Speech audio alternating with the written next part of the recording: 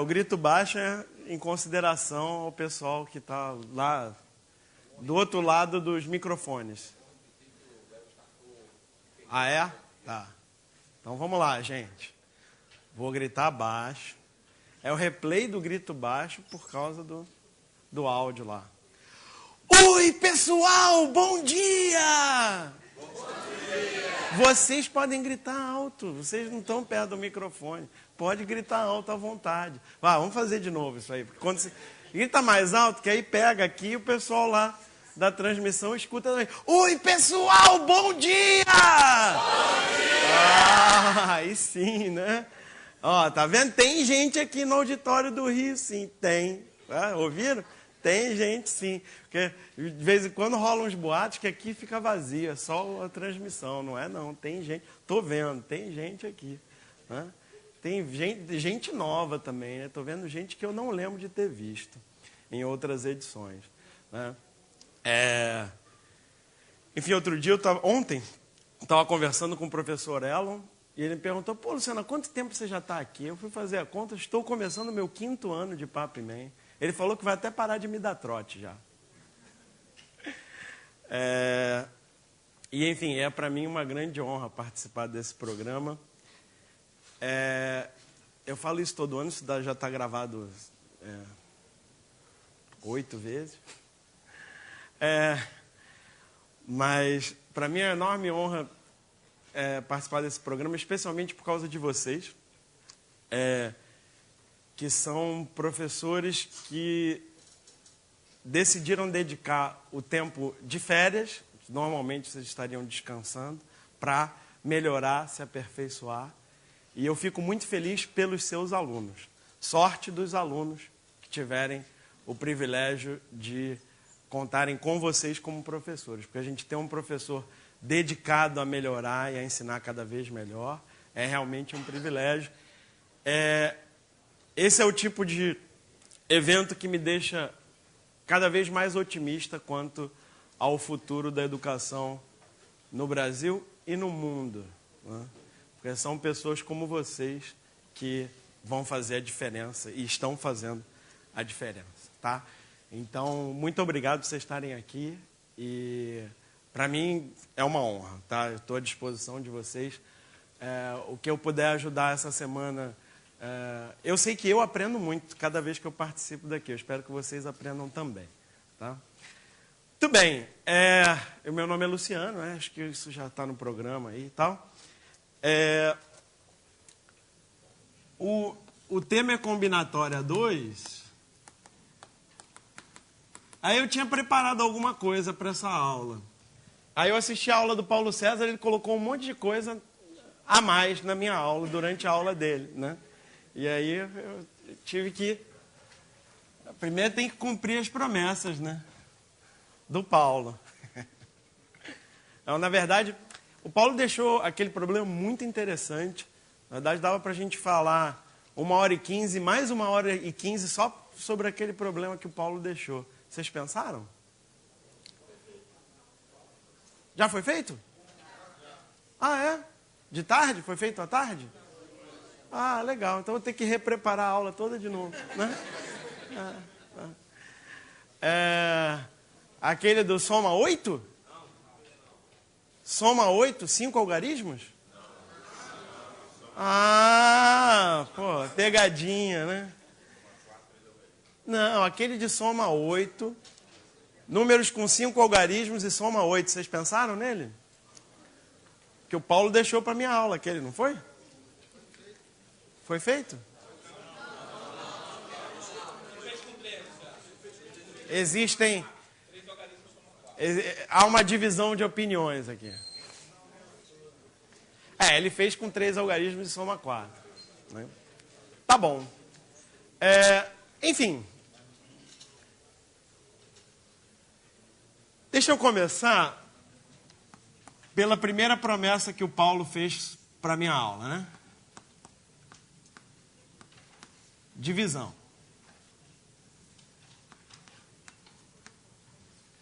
Quando é que a divisão é nossa aliada para resolver problemas de combinatória? Quando a gente quer contar elementos de um certo conjunto Quando é que a gente vai dividir para contar? Né? Pode responder. Para retirar a ordem. Ah, legal. É verdade. Né? Quando, em algum sentido, a ordem não importa. Isso é importante porque o princípio multiplicativo, como vocês viram com Paulo, bem claro, ele supõe que as decisões estão sendo tomadas em ordem. Há uma primeira decisão e uma segunda decisão e assim por diante. Tá? E como a nossa colega disse, às vezes você quer desconsiderar essa ordem. E esse é um dos principais exemplos nos quais a divisão é útil. Tá? Então, exemplo.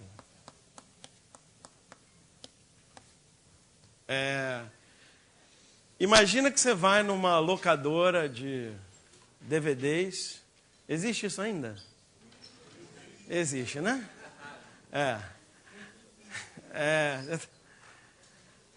Mas, enfim, você vai lá numa locadora para alugar uns filmes para o fim de semana, para assistir com a família, etc. Aí tem lá uma promoção que se você levar 3 filmes é mais barato. Você fala, pô, legal, vou assistir 3 filmes com a minha família esse fim de semana. Aí você dá uma olhada nos títulos disponíveis e tem 12 filmes que te interessam, tá? Então tem 12 filmes que te interessam e você vai querer levar 3 filmes para casa. De quantas maneiras você pode fazer isso? Tá? Entendeu? E aí, como é que a gente resolve esse problema? Mandamentos de Morgado, né? Primeiro você se coloca na posição. Eu já te coloquei na posição, você percebeu? Com o enunciado. Eu já falei, você vai... Então, eu já dei uma força para o primeiro mandamento de Morgado. Já te coloquei na posição. Você está lá na locadora, você vai escolher os filmes para levar para casa. Como é que você vai fazer isso? Você vai escolher um primeiro filme, certo? Fala, não, esse eu quero levar, não é assim? Se colocar numa postura ativa ajuda muito. Você vai escolher um primeiro filme. Pô, não, quero assistir esse fim de semana, vai ser legal. Certo? Bom, para escolher o primeiro filme, você tem quantas opções? Isso, 12. Eu falei que eram 12 os que te interessam, certo? Então, desses 12, você vai escolher um. Você tem 12 maneiras de fazer tomar essa primeira decisão. Ok? Depois que você já tomou essa decisão, já tem um primeiro filme, já pegou lá da prateleira, tá? Já colocou na sua cestinha. Você continua olhando, continua decidindo, certo? Qual é a próxima decisão que você vai fazer? Outro filme. Né? Você vai decidir qual é o segundo filme que você vai levar para casa. Quantas opções você tem? 11, né? Porque um você já escolheu antes. Certo? Essa escolha é independente da primeira?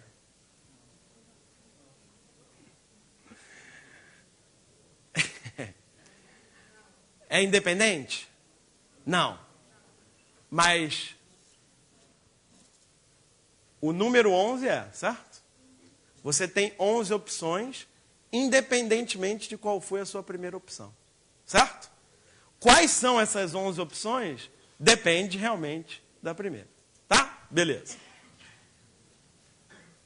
Terceiro filme, tá? Já entendeu isso aí, né? Qual o número aqui? 10. Certo? E agora, o que eu faço com isso aqui? Multiplica, certo? Dividir em etapas, tá? E uma escolha consiste em fazer essas 3 etapas consecutivamente. Para cada uma das 12 eu tenho 11, para cada uma das 12 vezes 11 eu tenho outras 10, certo? Então, o total, quanto dá isso aqui? 12 vezes 11 vezes 10... 132 vezes 10, 1.320. Então, eu tenho 1.320 maneiras de escolher os 3 filmes para levar para casa. Certo? Não, né? Não. Não está certo. Né? Por que isso aqui não está certo? Porque eu vou pegar os 3 filmes, vou botar lá naquela sacola lá de plástico, sei lá, não sei o quê, e são 3 filmes, entendeu? Não, Quando eu chegar em casa, de repente o primeiro filme que eu escolhi lá não é nem o primeiro que eu vou assistir, porque o pessoal lá de casa vai pegar, vai querer ver outro.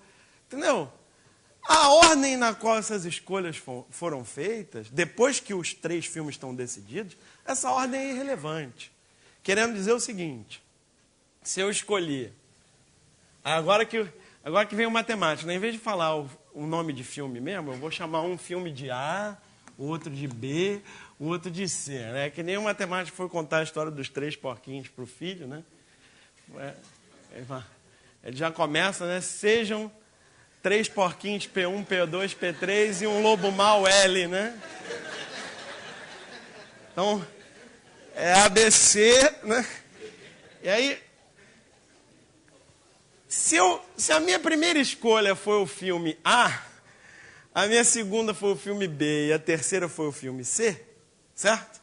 Eu estou levando o mesmo conjunto de 3 filmes que eu levaria se a minha escolha fosse B, a primeira B, a segunda C e a terceira A. Certo? Tá? Então, o mesmo conjunto de filmes foi escolhido várias vezes. Tá certo? Agora que vem o ponto mais importante aqui. Quando é que a divisão é útil? A divisão é útil quando você consegue contar, né, o seu conjunto de algum jeito, que não é perfeito porque você está repetindo, mas de forma que cada elemento que você quer contar apareça repetido o mesmo número de vezes. Certo? Isso às vezes acontece, às vezes não. Tem horas que você conta repetido, mas o número de repetições depende de alguma outra coisa. Aí a divisão pode não ser tão útil para você. Tá? Mas esse é um dos muitos casos nos quais cada conjunto escolhido apareceu um mesmo número de vezes. Por exemplo, você pega um conjunto genérico, tá? O conjunto de filmes ABC. Quantas vezes ele foi contado, né,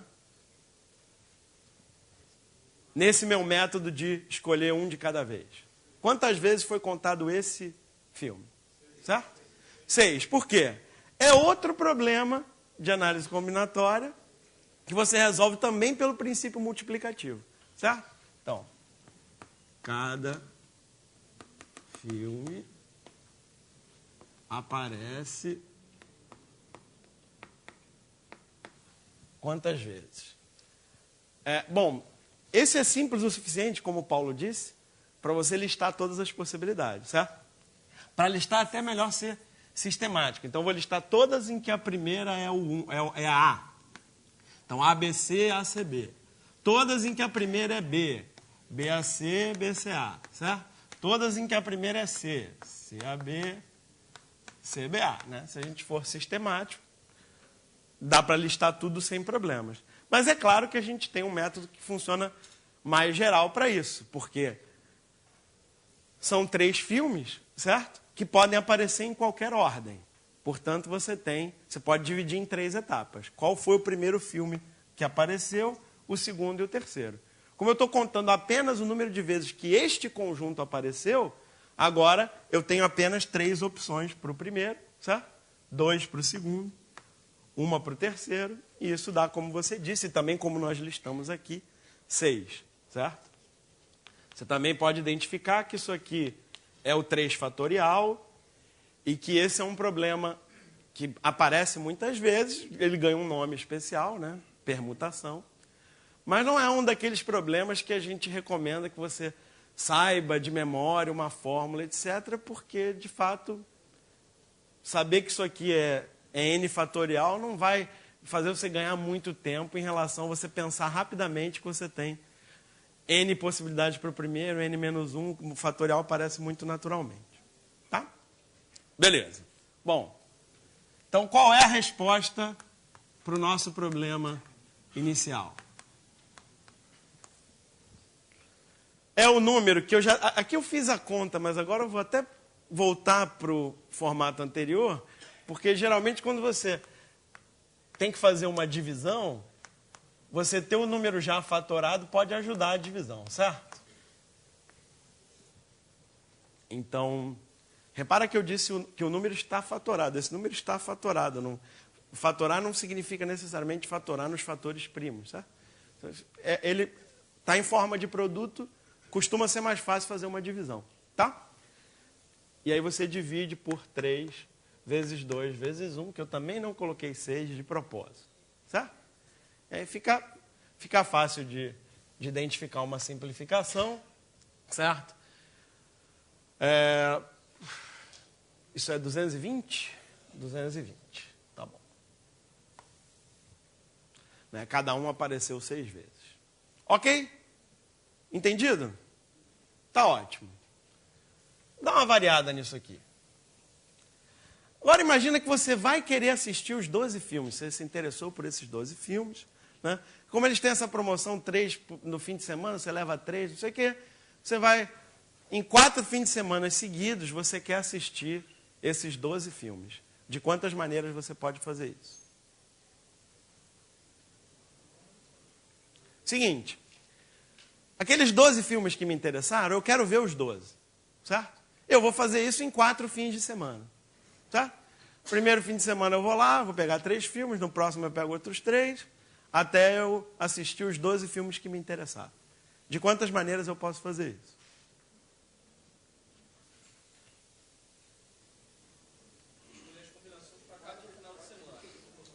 Seguinte, o enunciado é o seguinte. Tem 12 filmes na locadora que me interessam, certo?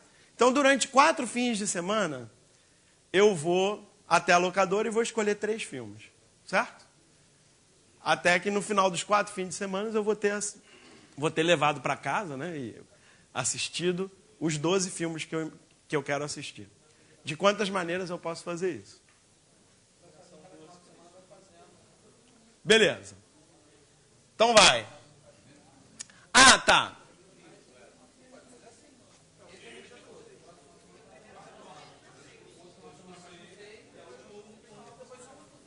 Ok.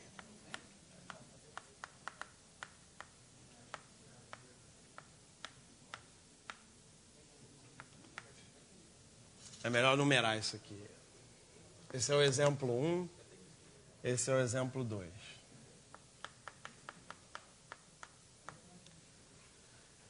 No primeiro fim de semana, aproveitar para explicar a anotação aqui.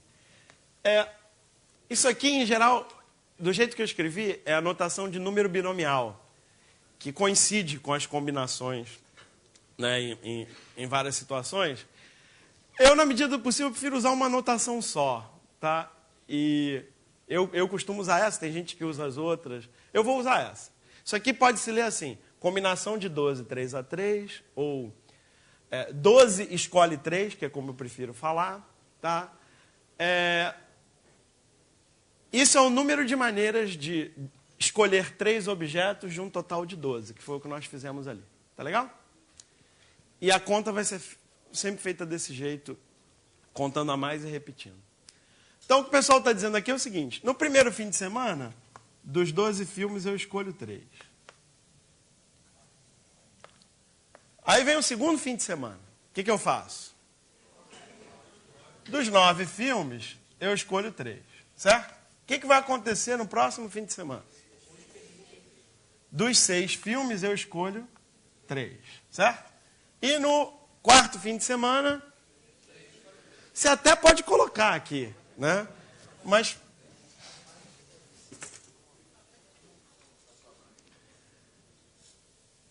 eu nem colocaria, mas enfim, vamos colocar 1.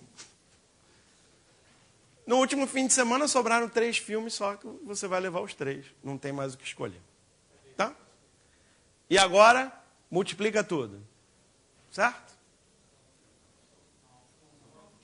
Soma tudo. Ah, olha só.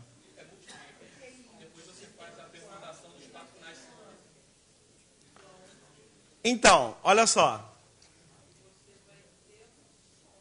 Para cada uma das maneiras que você escolhe os filmes que você vai levar no primeiro fim de semana, você tem essa quantidade de escolhas para o filme no segundo fim de semana? Com certeza. Tá? Então você multiplica. Ok? Para cada uma das 220 escolhas do primeiro fim de semana, não importa qual foi a sua escolha do primeiro fim de semana, no segundo fim de semana, você vai ter 9 filmes para escolher 3, certo? Então, você vai abrir a árvore, certo? Para escolher tudo, tá? No entanto, ninguém reclamou até agora. Propositalmente, eu deixei o enunciado meio vago. Eu estava esperando alguém reclamar aí. Exatamente. Eu quero realmente escolher os filmes do primeiro fim de semana, os filmes do segundo, ou eu estou interessado, na verdade, em quais 3 filmes eu vou assistir junto, quais outros 3 que eu vou assistir junto, quais outros... E a ordem dos fins de semana não importa, né? Eu acho que a primeira interpretação é mais razoável, até pelo jeito que eu falei, fins de semana consecutivos e etc. Tá? Então, eu vou manter essa interpretação que foi a que vocês fizeram. Quer dizer, eu quero escolher 3 filmes para o primeiro fim de semana, depois 3 filmes para o segundo fim de semana e assim por diante. Deixando claro o enunciado, o resultado é isso aqui, multiplicando, tá? Só para ver se vocês entenderam como é que se calcula cada coisa dessa. Não vou nem escrever não, vamos só falar. Como é que 12 escolhe 3 nós já vimos. Como é que você vai calcular 9 escolhe 3? Você vai fazer 9 vezes 8 vezes 7, por que parou no 7? São 3 escolhas, certo? 9, 8, 7. E você divide por 3, 2, 1. 3 vezes 2 vezes 1. Tá? Aqui você faz 6 vezes 5 vezes 4 e divide por 3 vezes 2 vezes 1. Ok. Tá. Uma situação diferente seria, e isso que algumas pessoas eu ouvi algumas pessoas se questionar se deveriam fazer ou não, e é um bom questionamento, mas e se essa ordem das escolhas de cada grupo de 3 filmes não for importante? Em que situação essa ordem pode não ser importante? Por exemplo, você está pegando esses 12 filmes para fazer uma sessão de cinema na escola. E você dividiu os alunos em 4 grupos, né? Tem 4 salas, e em cada turno vão ser assistidos 3 filmes em seguida, certo? Então você precisa separar os 12 filmes em 4 grupos de 3, certo? Mas não importa qual é o primeiro grupo, qual é o segundo, qual é o terceiro. Basta separar os 12 filmes em 4 grupos de 3. Se a sua intenção é separar os 12 filmes em 4 grupos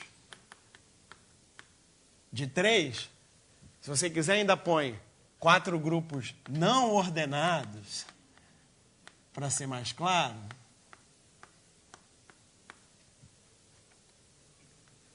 O que você faz é aquela conta ali,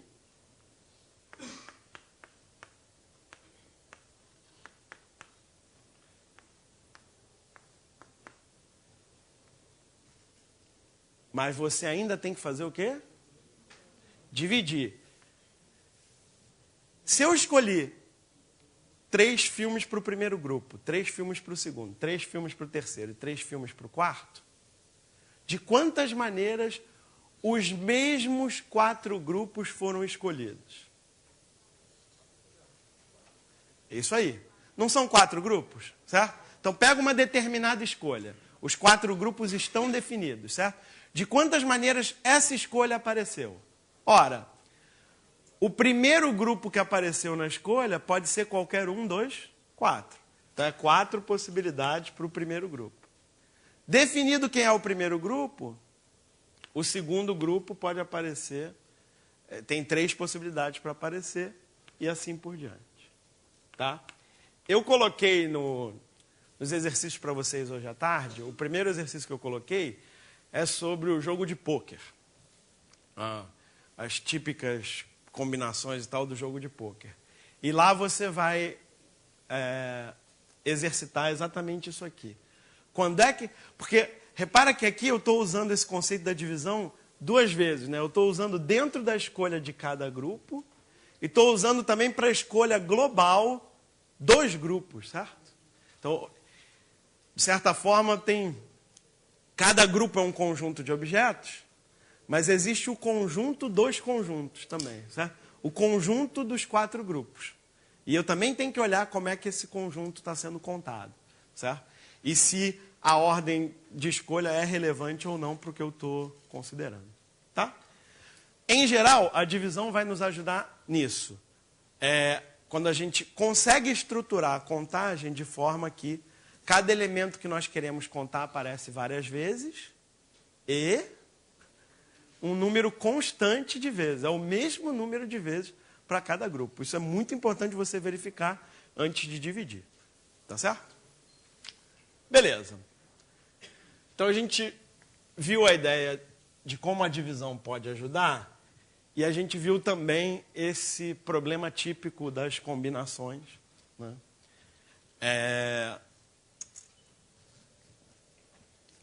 E como eu falei, eu deixei outros exercícios para você. Eu quero agora começar o que eu pensei como o tema principal da aula de hoje, que é um outro tipo de problema que também aparece muito e que você pode, digamos, decorar uma fórmula para resolver, ou você pode sistematizar a resolução, e que eu particularmente acho mais útil do que o das combinações. De fato, o das combinações pode até ser visto como parte desse outro, que tem livro que chama de combinação com repetição, eu não gosto muito desse termo. Tem livro que chama de combinação com repetição, permutação com repetição, que eu acho um pouco melhor, esse ponto de vista, na verdade. Mas eu prefiro falar em anagramas, que teoricamente é só um caso particular, mas o que eu queria chamar a atenção de vocês é que vários problemas difíceis de combinatória podem ser transformados em um problema de anagramas. Tá? E eu particularmente acho isso muito útil. Bom, eu acho isso útil ao ponto de, quando eu estou enfrentando um problema de combinatória, não deve acontecer isso com você, mas comigo acontece demais. Eu pego um problema de combinatória para resolver, eu leio e não sei direito como fazer, sabe? Não fico nada. Acontece comigo, não deve acontecer muito com você não, mas acontece comigo, bastante, né?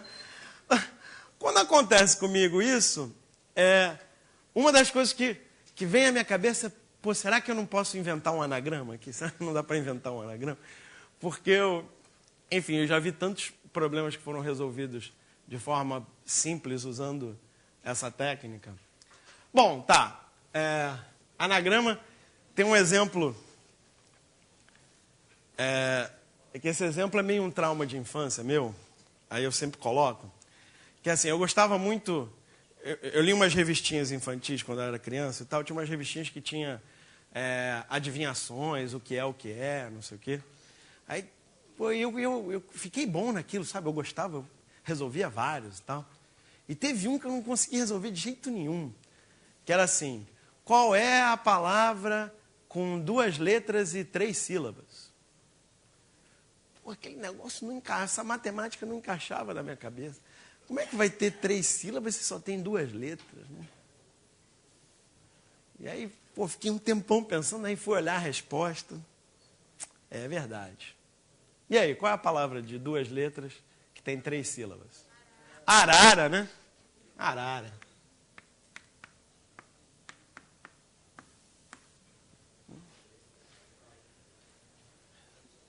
A questão é a definição do que é uma palavra que tem 2 letras, certo?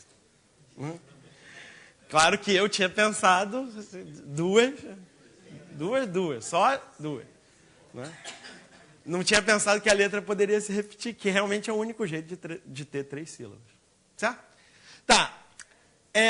Quando a gente tem uma palavra, ou uma palavra, uma sequência de letras, a gente chama de um anagrama dessa palavra qualquer palavra ou qualquer sequência de letras formada com as mesmas letras, mas com as mesmas letras, não com as mesmas letras, entendeu? Ou seja, com as mesmas letras nas mesmas quantidades, tá? Então, se tem 3 letras A e 2 letras E, eu tenho que usar 3 letras A e 2 letras E, certo? Então, Isso é legal porque todas as palavras fazem sentido, né? Assim, várias são sons da arara mesmo, né? Então, você vai, né? Aí podemos tentar listar todas também, né?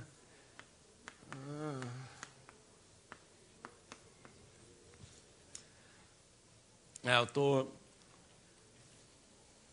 tentando listar de uma forma mais ou menos sistemática aqui. Podíamos tentar listar todas. Mas a pergunta aqui é a seguinte: quantos são os anagramas da palavra arara? Quantas sequências desse tipo eu tenho?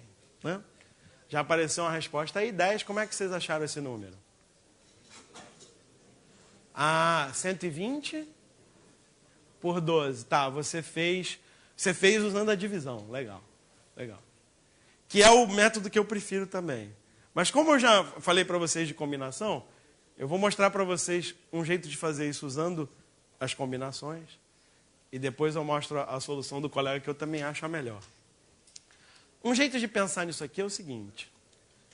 Para eu montar um anagrama da palavra arara, eu preciso preencher 5 posições. Você poderia pensar que aqui eu estou montando uma sequência de etapas, como Paulo fez, mas não é exatamente isso, na verdade. Poderia, mas... eu, na verdade, estou pensando globalmente. Eu tenho que decidir, de fato, que letra vai aqui, que letra vai aqui, que letra vai aqui, que letra vai aqui, etc. Se você tentar fazer isso pelo princípio multiplicativo, fica um horror, né?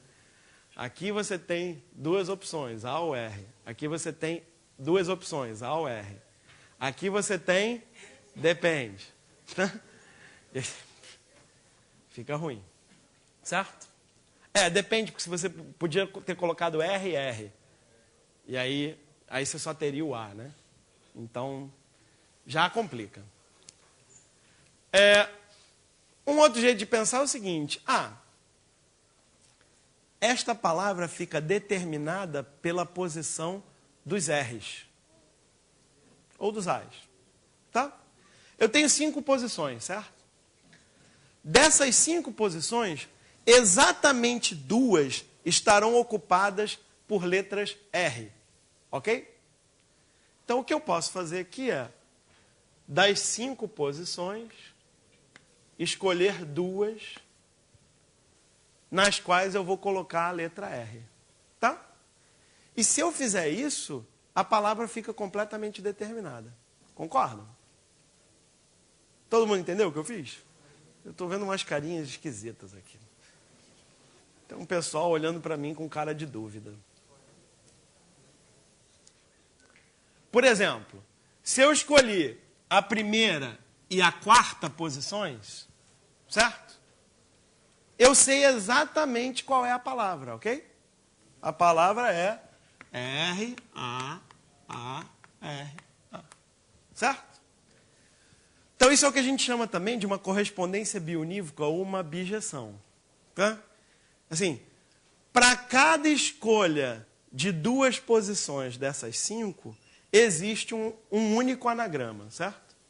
E para cada anagrama, existe uma única escolha de 2 posições onde estão as letras R, certo? Então, aqui, por exemplo, quais são as posições aqui? Quais são as 2 posições das 5 aqui? Posição 2 e 4, certo?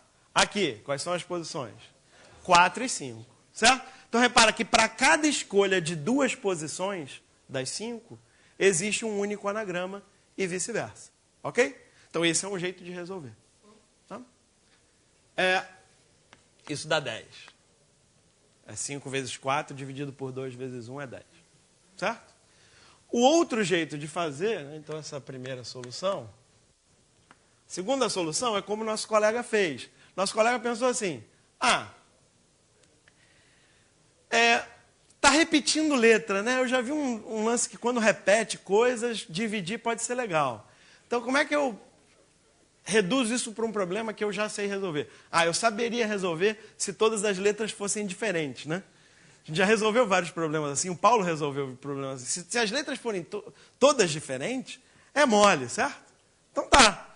Digamos que as letras sejam todas diferentes. Então tem o A1, o A2, o A3, é bem matemático mesmo, né? A1, A2, A3. Seria mais legal colocar cores diferentes, né? Ficava mais... Assim é mais prático. R1 e R2. Certo? Agora são 5 objetos diferentes para eu colocar em 5 posições, certo? Fácil.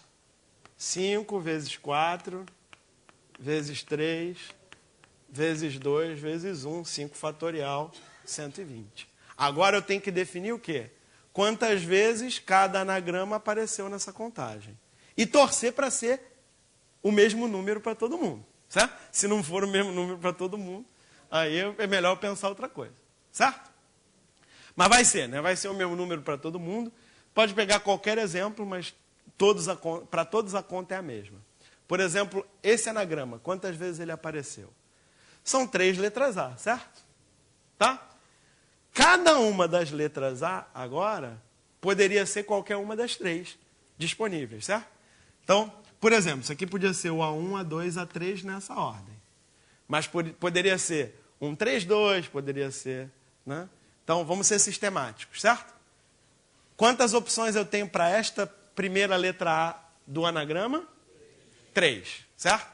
Para a segunda letra A do anagrama, 2, porque eu já escolhi a primeira, né? Depois de eu ter escolhido a primeira, 2. E para aquela lá, 1, certo? Então, existem 3 vezes 2 vezes 1 maneiras de escolher as posições da letra A, das letras A, certo? E para cada uma dessas 6 maneiras, vão existir, analogamente, 2 vezes 1 formas de escolher as posições das letras R, ok? Isso para uma única palavra, ok? Para um único anagrama. Para um único anagrama, existem 6 maneiras de colocar as letras A, se elas são diferentes, e 2 maneiras de colocar as letras R. Por isso, essa conta que também dá 10. Tá? Também dá 10. Vantagem do segundo método em relação ao primeiro é que, se a palavra é mais complicada, o primeiro método pode ficar mais difícil, apesar de que é possível. Quando tem mais letras diferentes. Aí, apesar do primeiro método ainda ser possível, de fato vai dar uma conta parecida com essa aqui, e foi um dos motivos de eu ter sugerido, que depois eu quero que vocês juntem tudo. Esse aqui é mais prático, mais fácil de generalizar. Né? Na nossa cabeça fica muito rápido generalizar. Né? Por exemplo, outra palavra. Eu devia...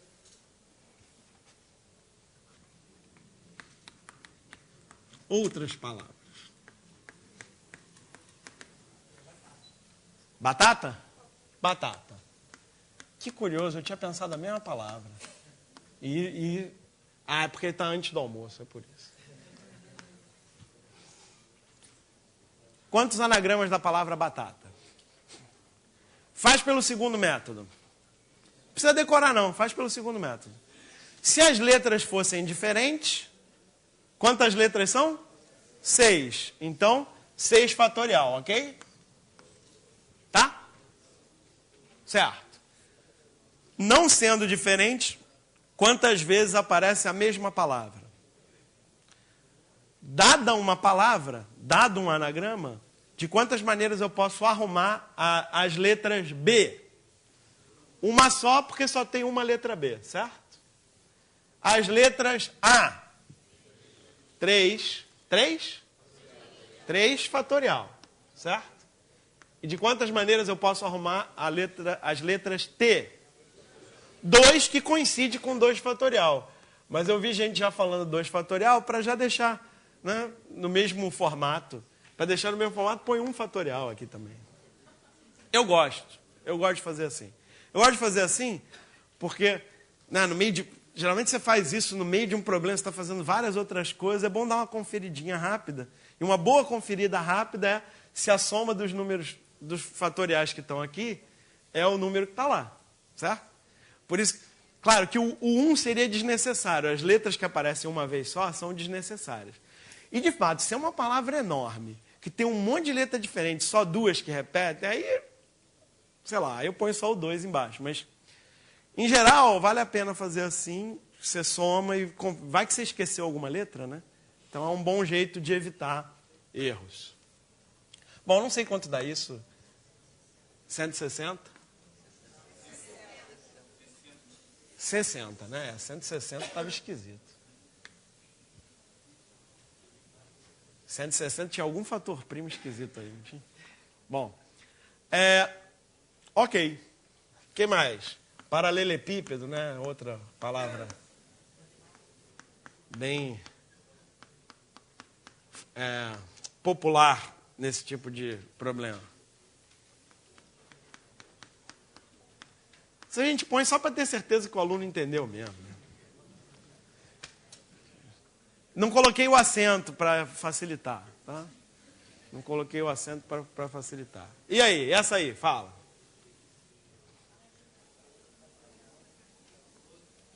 (14). Eu não estou conferindo não, vocês confiram aí. Vamos combinar? Vamos fazer na ordem, tá? Pega a letra P, depois a A, faz na ordem, porque aí todo mundo fala o mesmo número. 2 ou 3? 3, 2, 1, 2, 3,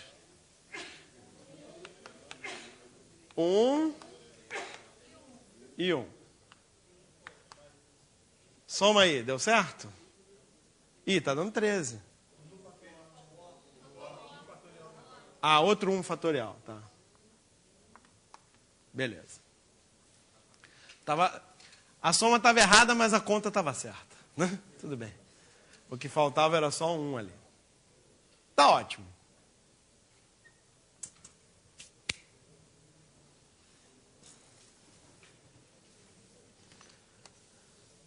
Tem esse probleminha aqui do Prof. Mate, mas eu vou pular. Depois a gente pode voltar para ele. Dá uma olhada nesse aí. O enunciado está no quadro, lê aí.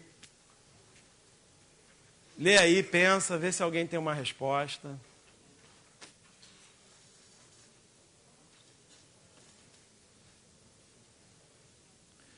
Pô, até que o desenho ficou legal, hein? Fiz esse desenho hoje de manhã. Ficou bonitinho.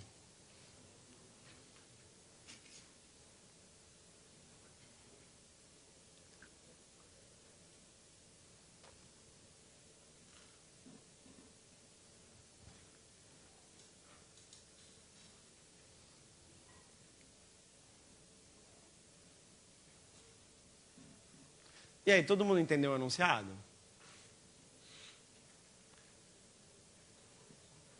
Você pensar um pouco, faz sentido, né? Quer dizer, são uns pratos que estão pendurados por umas cordas. O atirador vai atirar para derrubar. Pô, se não tivesse regra nenhuma, ele atirava logo no prato mais alto, que já caíam 3 ou 2 de uma vez. Ele com 3 tiros derrubava tudo, certo? Mas não. Segundo as regras, ele vai precisar de pelo menos 8 tiros. Isso se ele não errar nenhum, certo?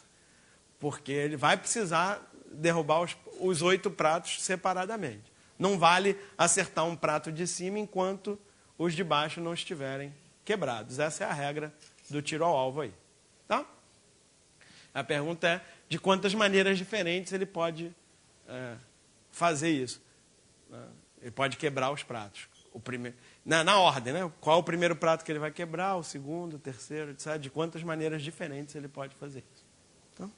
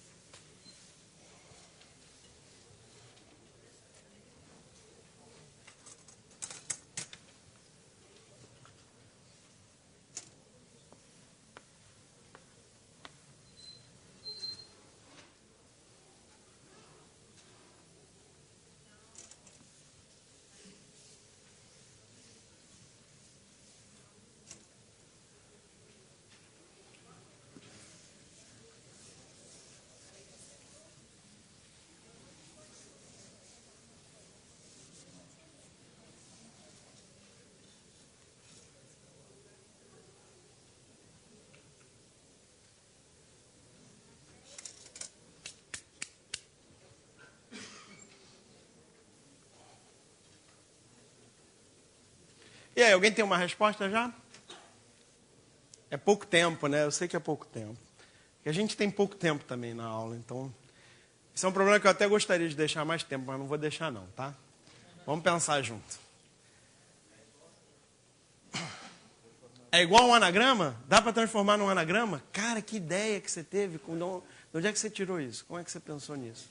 Fantástico isso. É uma boa ideia mesmo. Como assim? Dá um número 1 para a primeira coluna, número 2 para a segunda coluna e número 3 para a terceira coluna. Ótimo. 3 uns, 2 e 3 e fazer a anagrama. Perfeito. Isso está correto. Vê se vocês concordam. Eu não vou colocar 1, 2 e 3, não. Vou colocar letras, tá? Eu prefiro. Mas tá tranquilo. E as letras que eu vou colocar é o seguinte. Eu vou colocar as letras E, as letras M e as letras D. E de esquerda, M de meio, D de direita. Tá? Aí fica descritivo. Coloque-se na posição... Axioma de Morgado. Coloque-se na posição de quem vai resolver o problema. Do atirador. Você vai atirar. Qual é a decisão que você tem que tomar? Você tem que decidir qual coluna. Você tem que decidir qual coluna. Se eu vou atirar na esquerda, no meio ou na direita. Porque, definida a coluna, o prato já fica determinado. Certo? Então, se você chamar de E à esquerda, M de meio e D à direita, basta você ter uma sequência ou um anagrama formado por 3 letras E, 2 letras M e 3 letras D, que fica completamente determinada a forma do atirador quebrar esses alvos. Concordam? Por exemplo, essa que eu coloquei aí, como é que funcionaria? Certo? Ele vai... É melhor eu desenhar. Então, essa aqui, ele faz o seguinte.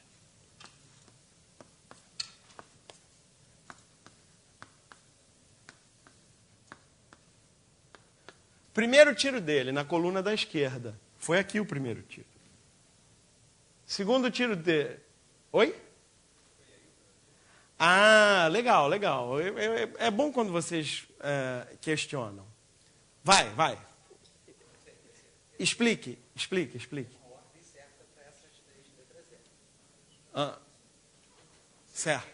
O anagrama de 8 letras, se ele pudesse atirar em qualquer prato.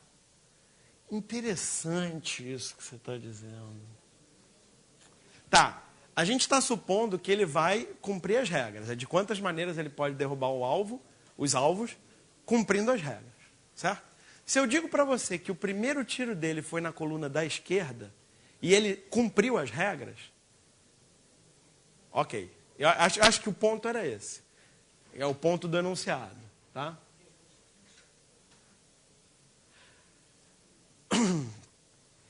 O enunciado não está dizendo em quantas ordens os 8 alvos podem ser acertados, cumprindo com as regras e tal. Mas essa era a intenção, certo? Quer dizer, cumprindo com as regras, em quantas ordens ele pode ser acertado. Se ele vai cumprir com as regras, basta saber que o primeiro tiro dele foi na coluna da esquerda, você já tem certeza que foi aqui. Ok? Ok, todo mundo? Beleza. Se o segundo tiro dele foi na coluna da esquerda, onde foi o segundo tiro dele? Foi aqui. Certo? Aqui o terceiro, agora no meio, perdão. E agora na direita, certo?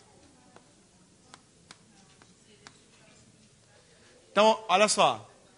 Dada uma sequência de letras com 3 letras E, 2 letras M e 3 letras D, eu fui capaz de determinar de forma única como os alvos foram atingidos, em que ordem os alvos foram atingidos. Vice-versa é verdade também? Sempre é importante a gente pensar isso, nos dois sentidos. Cada anagrama tem a sua ordem de tiro, certinho. Cada ordem de tiro vai ter o seu único anagrama? Isso é verdade? Né? Bom, o primeiro tiro dele... Vamos atirar, então. O primeiro tiro dele pode ter sido só um desses três, certo? Por exemplo, no meio. Dado que o primeiro tiro dele foi no meio, o segundo tiro dele agora pode ser qualquer um dos três de novo. Certo? Por exemplo, pode ser na direita. Ok? O próximo pode ter sido na direita de novo, certo? O próximo pode ter sido esse, não pode? Certo? Depois pode ter sido aqui. Agora pode ser aqui. E agora acabaram-se as opções, certo? Agora ele é obrigado a atirar aqui e depois aqui. Concordam? Você é capaz de, sabendo que ele atirou nesta ordem, montar um anagrama com 3 letras E, 2 letras M e 3 letras D de forma única? Você sabe qual é o anagrama? Então fala qual é. M, D, D, E, M, D, E. Certo? Todo mundo concorda? Então, de fato, existe uma bijeção, existe uma correspondência bionívoca. Nós fomos capazes de transformar o problema de contar ordens de tiro, que era meio difícil, em um problema de contar anagramas, que a gente já sabe resolver. Certo? E nós fomos capazes de fazer isso porque nós conseguimos uma correspondência bionívoca. Uma codificação para o que significa atirar naqueles alvos. Certo? Atirar naqueles alvos significa determinar a cada momento se ele vai atirar no meio, na direita ou na esquerda, certo? Sendo que, no total, só pode haver, ou tem que haver, 3 tiros na esquerda, 2 no meio e 3 na direita. Por isso que o anagrama se encaixa perfeitamente. Tá bom? Porque é uma ordem, e na ordem você tem 3 opções, mas você só pode usar cada uma dessas 3 opções um número determinado de vezes. Então o anagrama se encaixa muito bem aí. Mas não é muito simples ver. Imediatamente, você lê o problema e fala, isso é anagrama. Não é tão simples, né? Geralmente você pega um problema desse, tenta uma coisa, fica enrolado, tenta outra, fica enrolado, até você ter uma ideia melhor. Tá? Esse problema foi proposto, esse problema é bem antigo, eu trabalho com esse problema já há muito tempo, desde que eu vi, eu gostei muito dele. E ele foi de uma Olimpíada de Matemática dos Estados Unidos, uma Olimpíada Nacional lá deles. Eu não sei exatamente que fase, alguma fase intermediária, não foi uma fase final, não. Mas enfim, um problema criativo, né, diferente, e que tem uma solução simples, apesar de não ser fácil.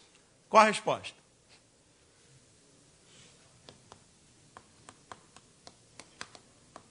Oito letras, 8 fatorial. Divide por. Repetiu 3 vezes, 3 fatorial. Repetiu 2 vezes, 2 fatorial. Repetiu 3 vezes, 3 fatorial. Tá? Faz essa conta aí, vai. Dá muito grande isso não, né? 570? 560? É maior do que eu esperava. Beleza. Falei que isso podia ser resolvido por combinação também. Deixa eu colocar aqui, rapidinho. Por combinação, a gente pode pensar assim, certo? Para ele derrubar, seguindo as regras, ele vai dar 8 tiros certos. Né? Os tiros errados, sei lá, mas ele vai dar 8 tiros certos, ok? 3 desses tiros serão na coluna da esquerda, certo? Então, que tal eu escolher, dos 8 tiros que serão dados, quais são os 3 que serão dados na coluna da esquerda? Certo? Uma vez, isso é a mesma coisa que determinar as 3 posições das letras E, que nem a gente fez na arara lá, tá? Depois que eu escolhi os 3 tiros que vão ser dados na esquerda, a posição deles, próximo passo é escolher ou o meio ou direita, tanto faz. escolher o meio, tá? Como 3 tiros já foram determinados dos 8, sobram 5 tiros que ainda têm que ser determinados. E desses 5 eu escolho 2 posições, 2 para ser os tiros do meio, ok? E sobra 3 de 3, que é 1, não precisava nem colocar. Tá? O que é interessante aqui, o que eu queria que vocês vissem, é que se você usar a fórmula de fatoriais para combinações, que eu não falei para você, mas eu imagino que a maioria de vocês conheça, e quem não conhecer, vê aqui rapidinho. Aquela conta que a gente fez pode ser escrita nesse formato usando fatoriais, né? 8, escolhe 3, você põe o 8 fatorial em cima, põe o 3 fatorial em cima, e completa com a diferença, né? 8 menos 3, também fatorial lá. E aí você continuar, o próximo é 5 fatorial, que vai cortar com esse 5 que já está embaixo, dividido por 2 fatorial, 3 fatorial. E o último, nem precisava colocar, mas é 3 fatorial sobre 3 fatorial vezes 0 fatorial. 0 fatorial é igual a 1. Tá? Só para manter a mesma fórmula em todos eles. E aí você já percebeu que dá o mesmo valor, né? Porque simplifica aqui. Esse 0 eu também posso cortar porque é 1, certo? E aí dá certinho o 8 fatorial em cima, o 3, o 2 e o 3 embaixo. Tá? Que é outro jeito de chegar nessa conclusão aqui. Mas como a gente disse antes, pensar nas repetições é mais rápido, né? É mais simples. Mas você também pode fazer usando apenas as combinações. Tá? Beleza.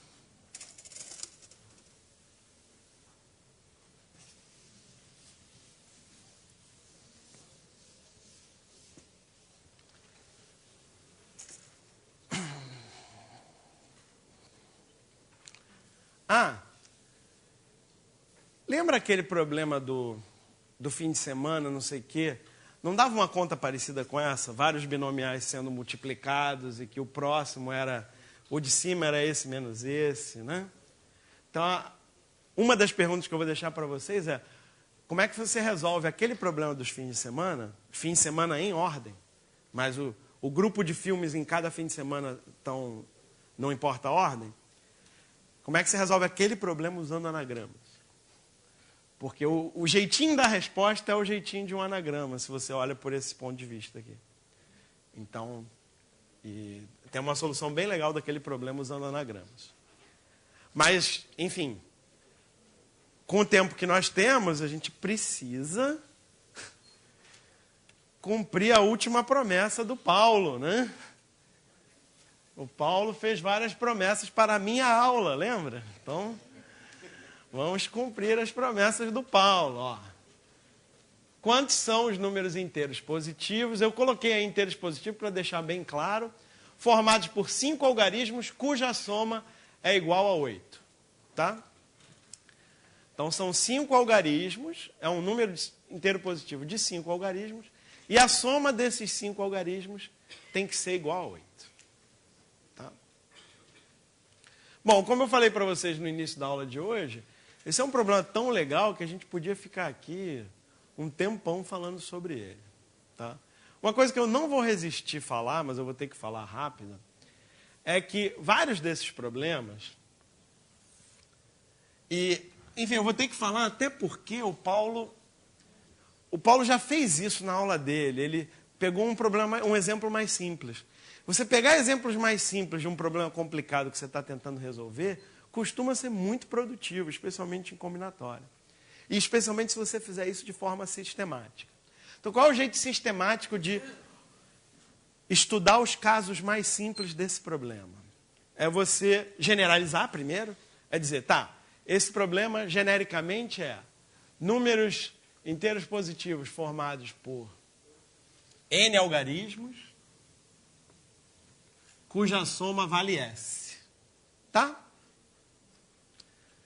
E aí, eu não precisava fazer o que eu vou fazer agora, mas eu vou fazer para simplificar.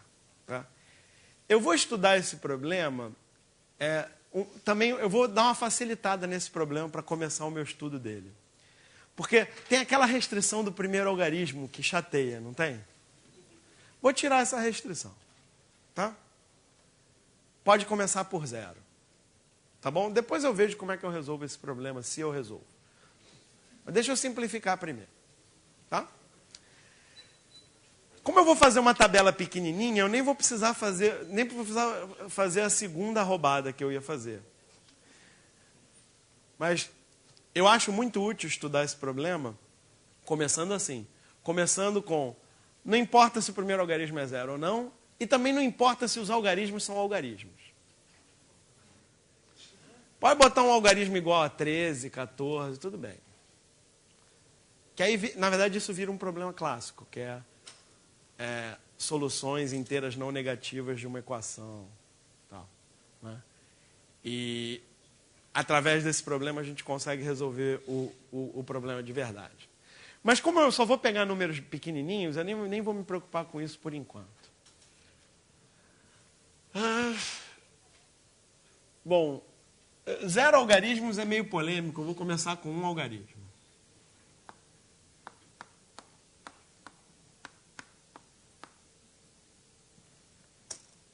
Mas a soma 0 não só é possível, como é um bom jeito de começar.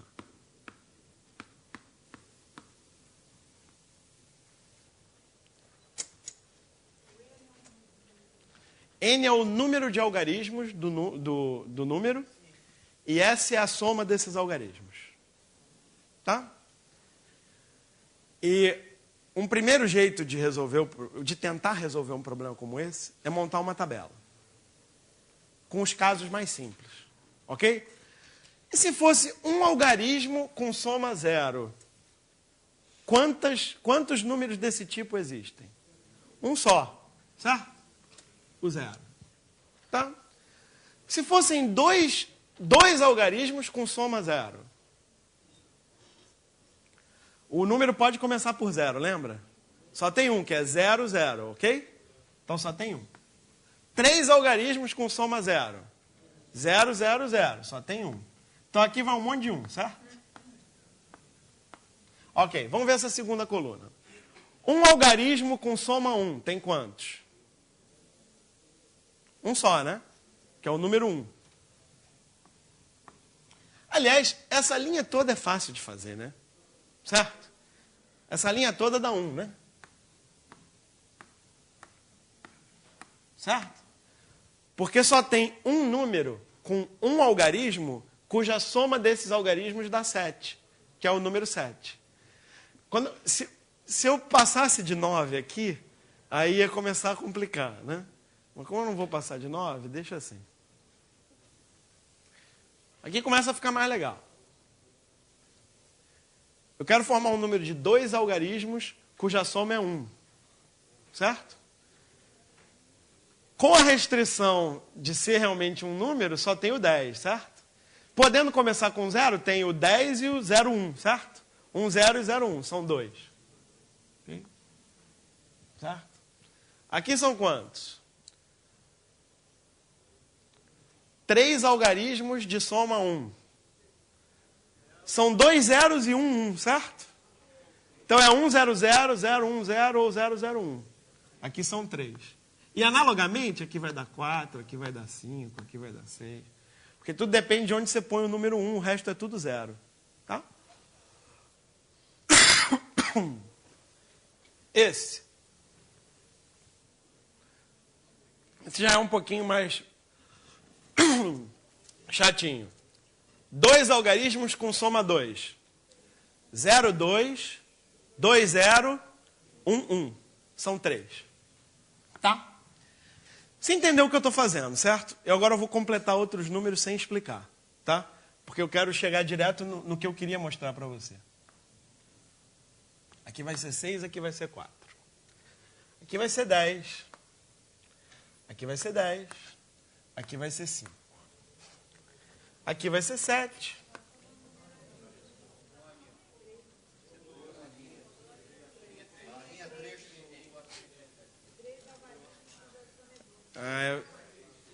Eu decorei, né? Eu decorei, aí me enrolei.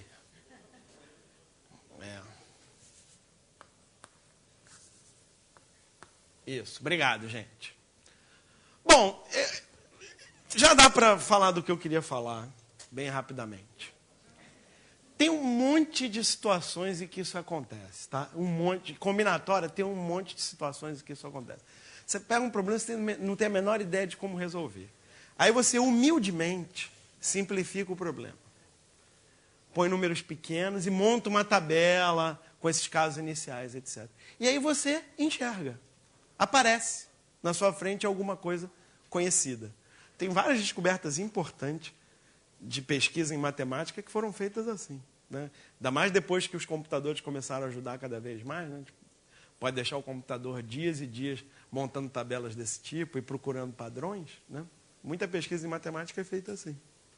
É um método que pode te ajudar bastante. E aqui talvez você tenha visto o triângulo de Pascal, se você conhece o triângulo de Pascal. Mesmo que você não conhecesse o triângulo de Pascal, você podia ter visto que esse mais esse dá esse, esse mais esse dá esse, esse mais esse dá esse, o que geraria uma fórmula de recorrência, que você poderia depois tentar provar, e através dessa fórmula de recorrência, você poderia tentar resolver o problema. Tá? Então, enfim, eu não resisti a mostrar isso para você, porque é tão bonitinho quando aparece um triângulo de Pascal do nada. Né? Na verdade, eu confesso que eu fiz de trás para frente. Eu primeiro resolvi o problema, vi que dava um número binomial, e aí eu sabia que se fizesse uma tabela dessa, tinha que aparecer o triângulo de Pascal, já que a resposta é um número binomial. Mas, enfim, muitas vezes acontece desse jeito. Muitas vezes você estuda os casos mais simples e o número binomial vai aparecendo. Tá? Mas, enfim, isso foi só para te dar o gostinho. Porque eu não vou usar isso. Eu vou fazer de outro jeito.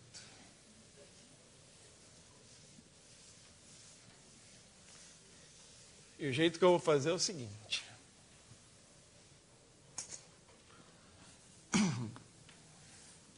Eu vou usar algarismos romanos. Mas eu vou usar algarismos romanos errado ainda. Me dá um exemplo de um número de 5 algarismos cuja soma dos algarismos seja 8. Dá um exemplo aí, por favor.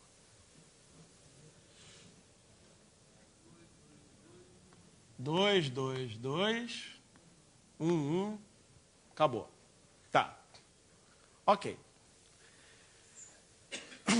Eu vou escrever esse número usando algarismos romanos, tá? Só que com algarismos romanos fica meio... vou escrever primeiro usando algarismos romanos. Depois você critica. Então, 2, 2, 2, 1, 1. Tá? Pô, mas aí mistura um com o outro, fica complicado de entender. Então, eu vou botar um sinal de mais. Podia ter colocado uma barrinha para separar também, mas barrinha com esse palito também confunde. Então, põe logo um sinal de mais. Pronto. Tá? Então, aquele número passou a ser representado desse jeito. Tá legal? Beleza? E isso resolve o problema quase que imediatamente. Legal? Né? Vamos lá. Vamos ver. Tem um outro aqui que é o 80000, certo? Esse eu também vou representar com algarismos romanos, só que eu não sei direito. Eu esqueci, entendeu? Esse negócio de algarismos romanos eu aprendi muito tempo atrás na escola e esqueci, eu não lembro mais. Então eu vou usar os algarismos romanos simplificados, assim, que eu acabei de inventar. 8 são 8 palitos, pô. Usando 8 palitos. E 0, nem precisa colocar. 0 é um espacinho aqui. Pronto. Então, beleza. 8, 0, 0, 0, 0. Ok? Tá?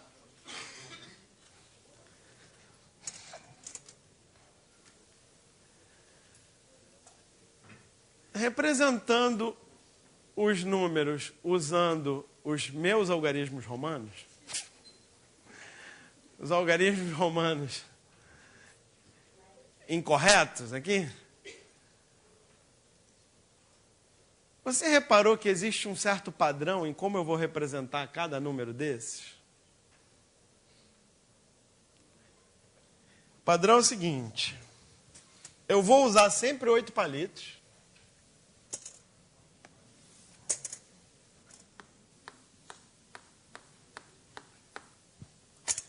E sempre vou usar 4 sinais de mais, certo?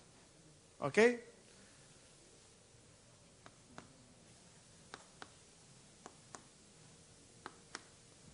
Quatro sinais de mais. Tá? E vice-versa. Se eu montar para você um anagrama, uma sequência de símbolos, usando exatamente 8 palitos e 4 sinais de mais, você vai ser capaz de reproduzir um número daquele tipo, não vai? Fala para mim qual é o número representado por essa sequência de palitos e sinais de mais. 3, 4, 1, 0, 0. Certo? Isso aí.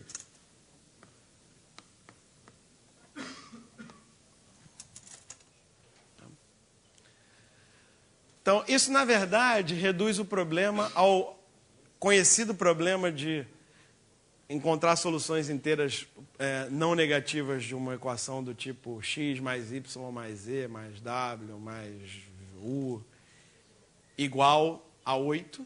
Né? Importante, o fato da soma ser 8 ajuda muito. Se a soma fosse 12, 13, uma coisa maior do que 9, aí já complica, porque nem todas as soluções, nem todos os jeitos de arrumar os palitos dariam números aceitáveis. Porque o algarismo tem que ir só até 9. Certo? Esse é um problema realmente mais difícil. Tá? Que eu nem sei te dizer exatamente agora como fazer. Não sei se tem uma solução geral para ele. Mas é importante que esse problema que o Paulo sugeriu, como a soma é 8, você não precisa se preocupar com o fato de cada algarismo não ultrapassar 9, porque o fato da soma ser 8 já vai obrigar cada parcela a ser menor ou igual a 8. Ok? Então você não precisa se preocupar com a restrição, né, que realmente tornaria o problema mais difícil. Tá? Agora, ainda não acabou. Certo? Ainda não acabou.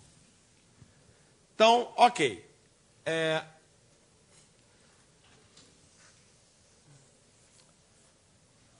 Eu vou passar um pouquinho. Que surpresa.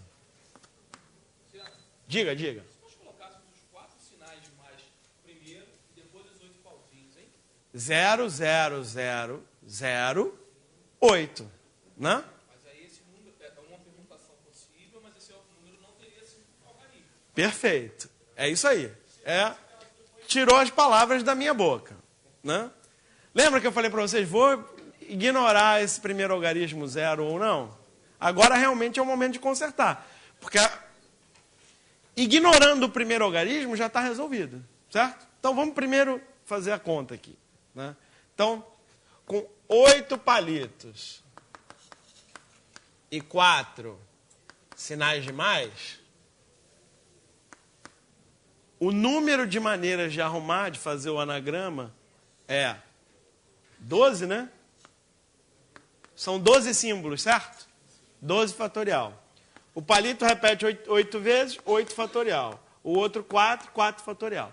Isso também é 12 escolhe 4, certo? Porque a gente também poderia, das 12 posições, escolher 4 para o sinal de mais. Também, que são só 2 símbolos, né? Eu não sei isso de cabeça, não. Mas alguém já fez, né? 495? Tá. Ok. Que também é 12 escolhe 4. O fato de ser 12 escolhe 4 é útil.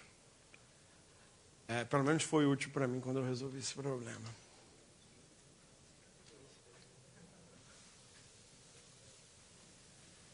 Agora, qual é a operação que vai ser útil para mim nesse estágio? Subtração, né? Se eu resolvi fazer assim, se eu resolvi ignorar o fato do primeiro algarismo ser ou não 0, agora é o momento de subtrair. Agora é o momento de retirar desses 495 aqueles que não me interessam, aqueles que não fazem parte do meu conjunto. Certo? Se essa conta for simples de fazer, se eu conseguir fazer essa conta, a minha ideia de solução foi bem sucedida. Se essa conta acabar sendo mais complicada do que o problema original, eu paro por aqui e tento outro método. Certo? A gente não sabe. Muitas vezes a gente não sabe. Quando a gente começa a tentar resolver um problema, a gente não sabe se vai conseguir terminar daquele jeito. Certo? Ok. Não servem.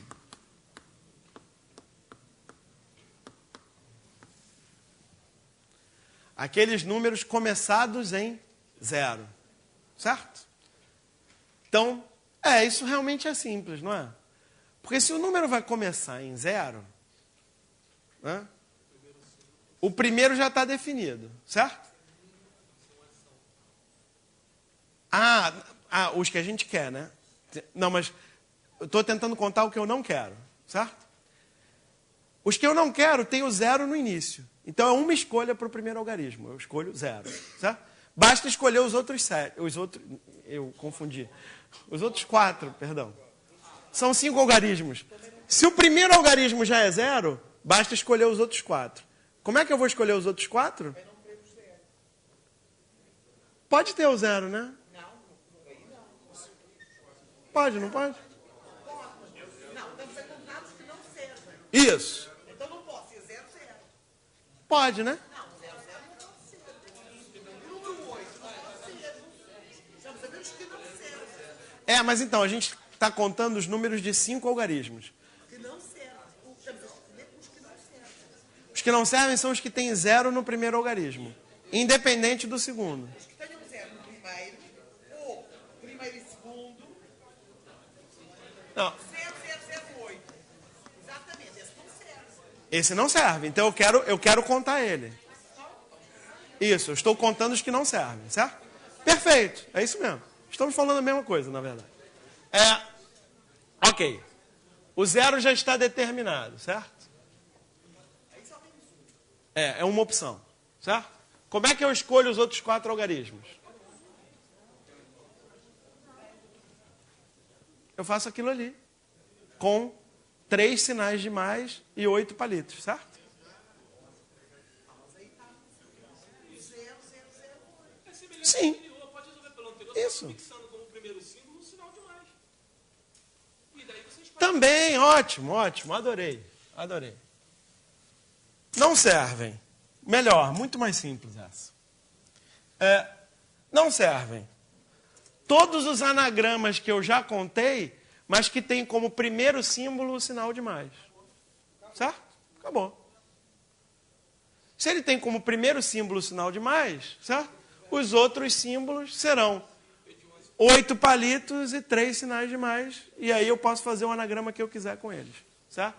Então, isso aqui. 8 palitos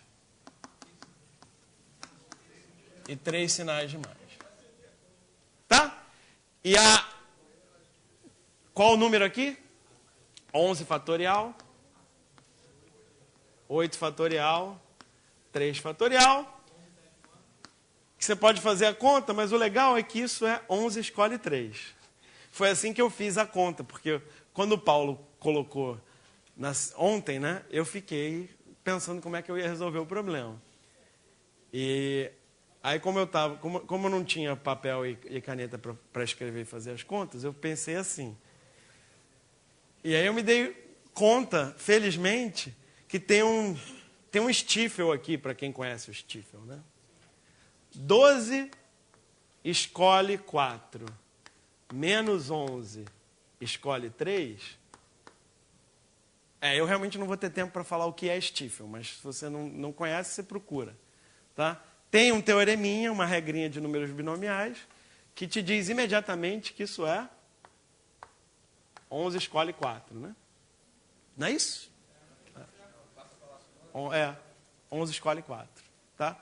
E 11 escolhe 4 é 11, 9, 8, 7, sobre 4, 3, 2, 1. 4 vezes 2 é 8.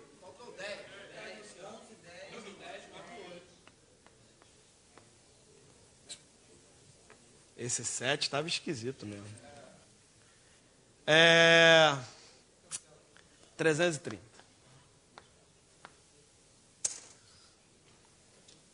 Tá?